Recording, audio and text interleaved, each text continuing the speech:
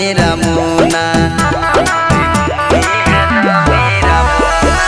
ना तेरा बाबू हूँ ना तेरा सोना, ना तू मेरी मुन्नी है ना मेरा मोना।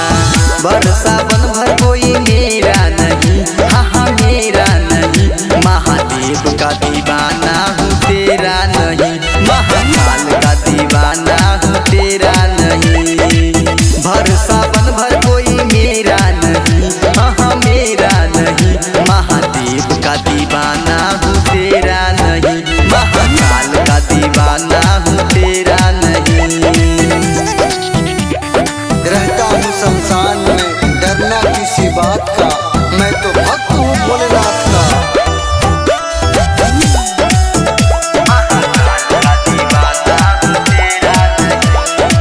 दुनिया समाई है मेरे भोलेनाथ में, जिंदगी के डोर मेरे बाबा के हाथ में।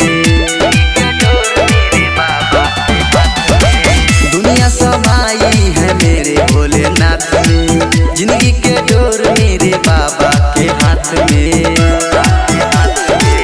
नचले नकाल कोई मेरा नहीं, हाँ हाँ मेरा नहीं। महादेव का दीवाना हूँ तेरा नहीं, महाकाल का दीवाना हूँ तेरा नहीं। भरसा बन भर कोई मेरा नहीं, हाँ हाँ मेरा नहीं।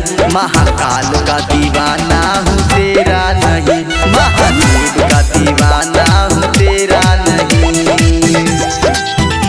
दिखावे की मोहब्बत से दूर रहता हूँ मैं, इसलिए महादेव के नशे में छू रहता हूँ मैं।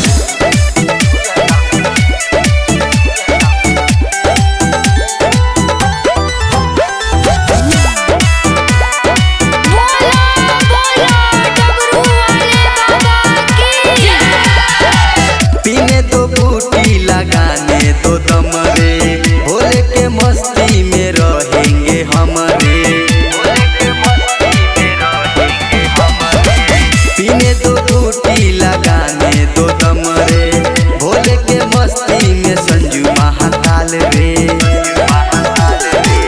अभिजीत प्रेमिया पर तेरा नहीं, हाँ हाँ तेरा नहीं। महादेव का दीवाना हूँ तेरा नहीं, महाकाल का दीवाना हूँ तेरा नहीं। भरसा बन भर कोई मेरा नहीं, हाँ हाँ मेरा नहीं। महादेव का दीवाना